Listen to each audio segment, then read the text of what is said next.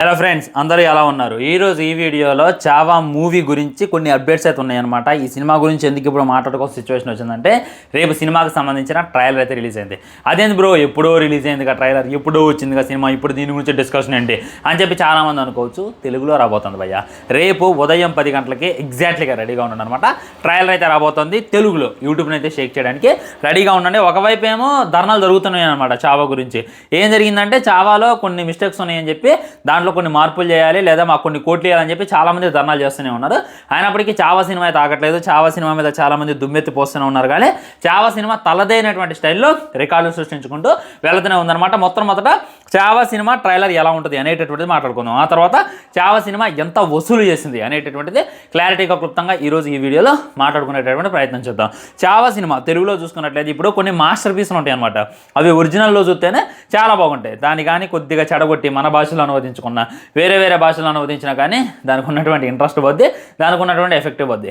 అలా చాలా రేర్ ఉంటాయి అనమాట. ఇప్పుడు హిందీలో వచ్చినటువంటి సినిమాని తెలుగులో అనువదిస్తే హిట్ అయినటువంటి సంఖ్యలు 0.001% ఉంటుంది అనమాట. అంటే ఒక 100 సినిమాలు హిందీలో నుండి డైరెక్ట్గా తెలుగులోకి వస్తాయి. అటు తమిళ్లో నుండి వచ్చే హిట్ అయినాయి, ఇటు కన్నడలో నుండి వస్తే హిట్ అయినాయి. కానీ హిందీలో నుండి తెలుగులోకి డబ్బింగ్ అయినటువంటి సినిమాలు చాలా అంటే చాలా తక్కువ. ఉంటే మీరు వేల మీద లెక్కేసుకోవచ్చు హిట్ అయినటువంటి సినిమాలు. నేను మొన్నే దబంగ్ డబ్బింగ్ చూసినా అనమాట. అసలు విరక్తి పుట్టేసింది. ఈ విధంగా కొన్ని సినిమాలు ఉంటాయి అనమాట. అవి హిందీలో చూస్తేనే చూడబుద్ధి అయితే, వేరే లాంగ్వేజ్లో ట్రై చేశారా మడత పెట్టి అవతల పోద్ది అనేటటువంటిది రియాలిటీ. మరి చావా సినిమాలో ఎలాంటి మిస్టేక్స్ ఏమన్నా జరిగేటటువంటి అవకాశాలు ఉన్నాయా అంటే, రేపు ట్రైలర్ చూస్తే క్లారిటీగా అర్థమైంది. అసలు వీళ్ళు సినిమా కోసం చేసేటటువంటి పెద్ద ప్లానింగ్ ఏదైనా ఉంది అని అంటే, ఎన్టీఆర్ వాయిస్తో డబ్బింగ్ చెప్పించడం అనమాట. అసలు ఆ థాట్ వచ్చింది చూశారు. ఆ తెలుగులో ఎవరైతే అనువదిస్తున్నారో వాళ్ళైతే గ్రేట్ అని చెప్పుకోవాలన్నమాట. ఎందుకంటే వన్ అండ్ ఓన్లీ ఎన్టీఆర్ మాత్రమే సెట్ అవుతారు. ఎన్టీఆర్ చాలా గంభీరంగా మాట్లాడగలడు, చాలా హుందాగా మాట్లాడగలడు. భయం బాధని అన్నింటినీ దిగమింగి ఒక మాట మాట్లాడు అంటే అదొక్క ఎన్టీఆర్కి మట్టికే సాధ్యమైతే. దానివల్ల ఎన్టీఆర్ అయితే ఈ వాయిస్కి మెయిన్ ప్లస్ అని చెప్పి నేనైతే చెప్తా. అదొకటే అనమాట. ఎన్టీఆర్ ఉన్నాడు కాబట్టి మనమైతే డబ్బింగ్ మీద 100% నమ్మకం పెట్టుకోవచ్చు అని చెప్పి నాకైతే అర్థమవుతుంది.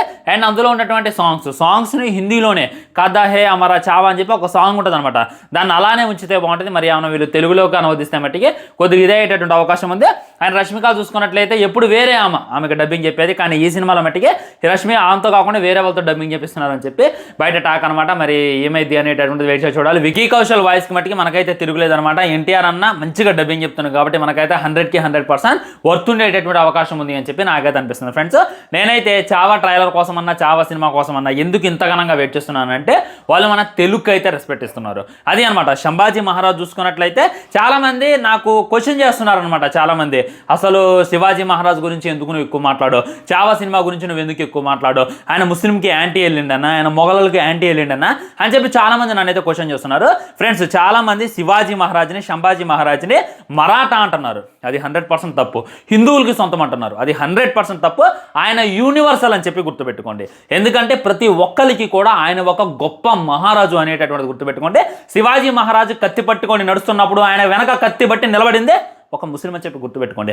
ఇప్పుడు కొంతమంది మతతత్వ పార్టీలు, రాజకీయ పార్టీలు ఏదో శివాజీ మహారాజు, శంభాజీ మహారాజు ముస్లింలకి వ్యతిరేకంగా ఉన్నాడు అని చెప్పి చాలామంది మాట్లాడుతున్నారు. ఇంకొంతమంది ఏం మాట్లాడుతారంటే, ఔరంగజేబే కదా బ్రో మరి శంభాజీ మహారాజుని చంపింది, ఆయన ముస్లిమే కదా అంటారు. కానీ ఆడు ముస్లిం ఎప్పటికీ కూడా కాజాలడు. ఖురాన్లో డైరెక్ట్గా ఉంటుంది, ఏ వ్యక్తి అయితే ఒక ప్రాణం కావాలని చెప్పి తీసేస్తాడో వాడు ముస్లిం కాజాలడు, వాడికి స్వర్గం వాసన కూడా నేను చూపించను అని చెప్పి ఖురాన్లో డైరెక్ట్ స్టేట్మెంటే ఉందన్నమాట. ఏ మత గ్రంథమైనా సరే, ఏ మతమైనా సరే ఒక మనిషిని చంపు అని చెప్పి అసలుగా చెప్పదు. అలా ఏ మతమైనా చెప్పిందంటే ఇప్పటికీ భూమి మీద ఎవడు మిగలడు అనేటటువంటిది రియాలిటీ. దీని వెనక చాలా కథ ఉందన్నమాట. మీరైతే రియాలిటీ తెలుసుకోవాలి. ఫ్రెండ్స్, ఇప్పుడు నేను హానెస్టీగా మాట్లాడాలంటే కొద్ది గొడవలు అయిపోతాయి అనమాట. హానెస్టీగా చెప్తున్నా, ఛత్రపతి శివాజీ మహారాజు, శంభాజీ మహారాజు మరాఠా సొంతం కాదు, హిందువులకి సొంతం కాదు, ఆయన అందరికీ సొంతం, ఆయన అందరికీ కూడా కింగ్ అని చెప్పి గుర్తుపెట్టుకోండి. నేనైతే హార్ట్ఫుల్గా చెప్తున్నాను, శివాజీ మహారాజు నాకైతే ఒక గ్రేట్ కింగ్, ఒక గ్రేట్ లీడర్. ఆయనకి మించినటువంటి యోధుడు, ధీరుడు, వీరుడు రాబోడు అనేటటువంటిది 100కి 100% వాస్తవం అనమాట. కాబట్టి రుద్దడం ఆపని, మీరు ఒకటే రుద్దుడు అనమాట.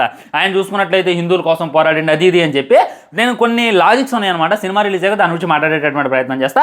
కాబట్టి నేనైతే ఫైనల్లీ చెప్పదలుచుకుంది ఒకటే ఏంటంటే, Shivaji Maharaj not only Maratha, not only Hindu, is universal అనేటటువంటిది గుర్తుపెట్టుకోండి. ఆయన చాలామంది మా ఫ్రెండ్స్లో ఒక దేవుడిగా కొలుస్తారు. అంత గొప్ప మహారాజు. ఇప్పటికి కూడా ఇప్పుడు చాలామంది రాజులు వచ్చిపోయారనమాట. స్టార్టింగ్ నుండి ఎండింగ్ దాకా మీరు చూసుకోండి, కుప్పలాది మంది రాజులు వచ్చారు. ఏ రాజుకు రానటువంటి గుర్తింపు శివాజీ మహారాజ్కి వచ్చిందంటే ఆయన ఎంత సాధించుండాలి అనేటటువంటిది తెలుసుకోండి, ఆయన ఎంత చేసి ఉండాలి అనేటటువంటిది తెలుసుకోండి, ఆయన కీర్తి ఏంటి ఏంటి అనేటటువంటి తెలుసుకోండి.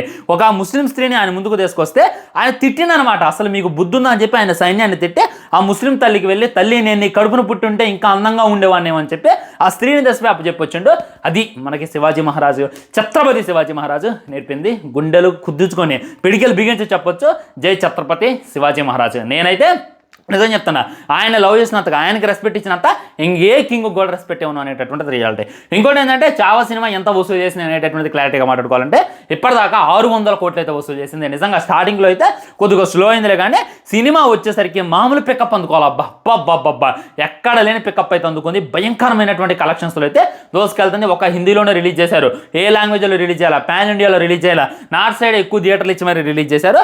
అయినప్పటికీ భయంకరమైనటువంటి కలెక్షన్లు అయితే వసూలు చేసింది. ఇప్పుడు తెలుగులో రాబోతుంది, తమిళ్లో రాబోతుంది, మలయాళంలో రాబోతుంది, ఇతర లాంగ్వేజ్లో కూడా రాబోతుంది. ఇంకా ఏ రేంజ్లో కలెక్షన్లు సృష్టిస్తుంది అనేటటువంటిది వెయిట్ చేసి చూడాలి. ఒక్క హిందీలోనే 600 కోట్లు కొట్టిందంటే ఇక మిగిలినటువంటి లాంగ్వేజ్లో ఎన్ని కోట్లు కొట్టింది అనేటటువంటిది వెయిట్ చేసి చూడాలన్నమాట. చావా మూవీ గురించి అయినా, ఛత్రపతి శివాజీ మహారాజు, సంభాజీ మహారాజు గురించి అయినా నేనైతే ఎప్పటికైనా సరే వాళ్ళకి ఇచ్చినటువంటి రెస్పెక్ట్ నేను ఏ రాజుకి అయితే ఇవ్వను, హానెస్టీగా తెలియజేస్తున్నాను. నేనైతే తెలుగులో ఎప్పుడు వస్తానని చెప్పి ఎదురు చూస్తున్నానంటే ఇంకా అర్థం చేసుకోండి.